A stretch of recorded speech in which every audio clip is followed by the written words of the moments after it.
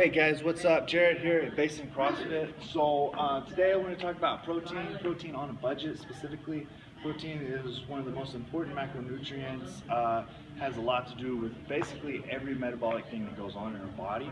Okay, that includes energy provision, creation of structural and functional components of our cell, thought process, building your muscles, all the things that we need, right? So you want to make sure you're getting that recommended intake.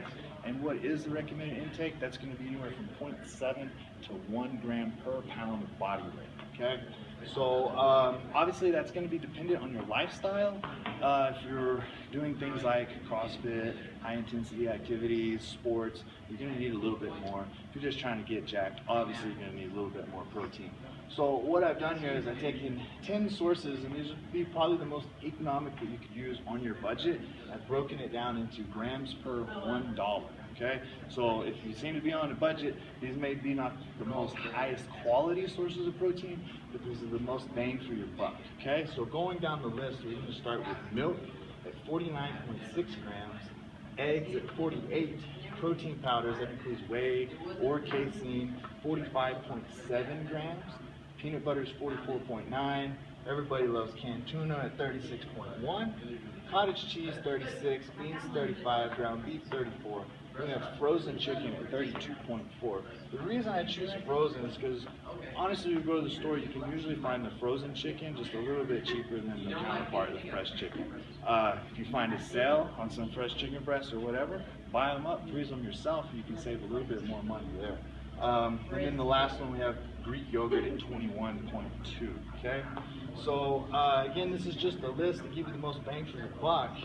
If we were just going to go off of this data here, taking just your average male at 170 pounds, you could probably get all of your protein requirements on about $3 or $4 a day. Okay, so that's not too much. Most of you probably spend a lot more than that eating. One thing to keep in mind is that this is based on food that you cooked yourself. So if you're going to go to a restaurant, you're going to have somebody prepare your food, you can go ahead and multiply that by 5, 10, or 15 times. Okay. Of course, it costs money to have people make your food for you, but sometimes you don't know what they're putting in that food as well. So they're trying to make it cheaper on them, more expensive on you. If you're going for quality, I really recommend finding your own protein sources and cooking your own food.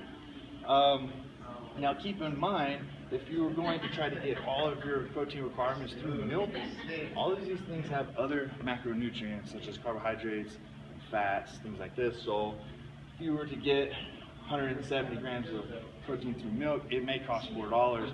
It's probably going to lead to weight gain through overconsumption of calories. Maybe it's in the carbohydrates or the fat. Same thing with the eggs.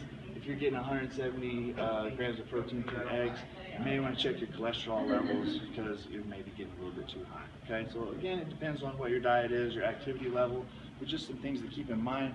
But we can definitely make sure that we keep on a budget and get our protein requirements. Thanks, guys.